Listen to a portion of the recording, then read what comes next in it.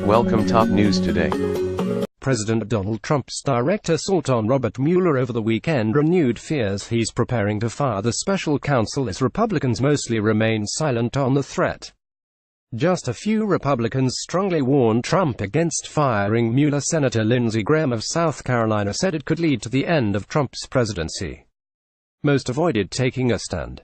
The lack of clarity from the majority party in Congress about potential repercussions may embolden Trump, who last week fired his Secretary of State, Rex Tillerson, and is said to be contemplating a bigger shake-up of his cabinet and inner circle. The president's attacks on the FBI, the Justice Department, and Mueller's investigation into Russian election meddling and whether anyone close to Trump colluded in it channeled a long-running narrative on conservative news outlets. On Sunday evening, White House lawyer Ty Cobb issued a statement saying Trump is not considering or discussing the firing of Mueller. But Trump already had made clear his growing impatience at the special counsel and his probe. In a series of posts, he criticized Mueller by name on Twitter for the first time, saying his investigation is corrupted by political bias. Hardened Democrats. Why does the Mueller team have 13 hardened Democrats, some big crooked Hillary supporters, and 0 Republicans? Another Dem recently added, "Does anyone think this is fair?" Trump tweeted earlier Sunday, using false information. And yet, there is no collusion. The tweet, which failed to acknowledge that Mueller is a longtime Republican, followed a statement by Trump's personal lawyer, John Dowd, calling for the Justice Department to shut down the investigation into potential collusion. Dowd, who said he wasn't speaking on behalf of Trump, argued that the probe should end in light of recent revelations, including the Friday night firing of former FBI Deputy Director Andrew McCabe. Trump celebrated McCabe's dismissal, which he had called for, saying it showed evidence of a broad conspiracy against him.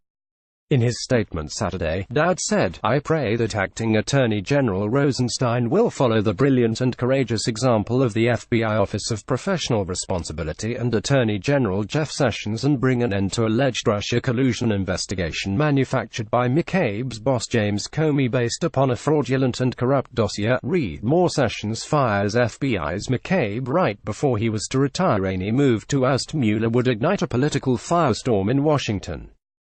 Democrats have warned of a constitutional showdown, and Republicans are worried it could damage their prospects in this year's midterm congressional elections. Yet Trump spent the weekend assailing an investigation that has secured guilty pleas from 3 of his campaign associates and the indictment of a 4th as a witch hunt. Republicans lawmakers haven't expressed much concern to the White House about such attacks, according to Mark Short, Trump's director of legislative affairs. "I've not heard a lot of outcry from Republicans," Short said on CBS's Face the Nation program.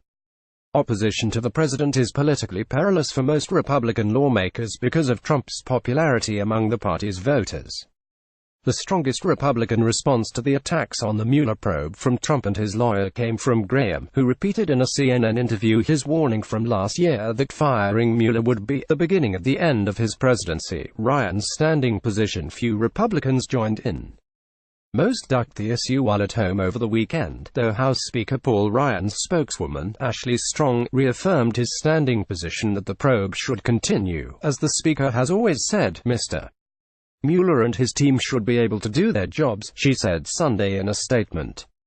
Ailing GOP Senator John McCain defended Mueller on Twitter, praising his honesty and integrity, and saying it's critical the investigation continue unimpeded. Other Republicans appearing on Sunday talk shows also warned against firing Mueller, but, like Ryan, without saying what they'd do if Trump acts. Representative Trey Gowdy, chairman of the House Oversight Committee and a member of the Intelligence Committee, dinged Dowd, the president's lawyer, for calling for the investigation to be shut down. "If you have an innocent client, Mr. Dowd, act like it," he said on Fox News Sunday, but asked what the House of Representatives, which has the power to bring articles of impeachment, would do if Trump fired Mueller. Gowdy said, "I'm not sure the House can do a lot. Legislation stalled." Senate Majority Leader Mitch McConnell didn't comment. The Kentucky Republican said in January he saw no need to act to protect Mueller because he knew of no official effort to undermine the probe. Without McConnell's backing, bipartisan legislation designed to protect Mueller from dismissal has far stalled so far in the Senate Judiciary Committee.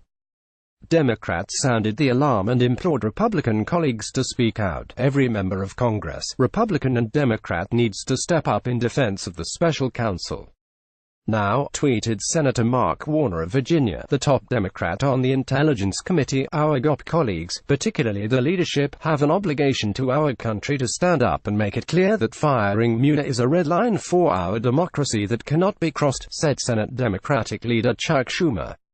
Firing Mueller would be a messy process in any case because Trump can't remove him directly.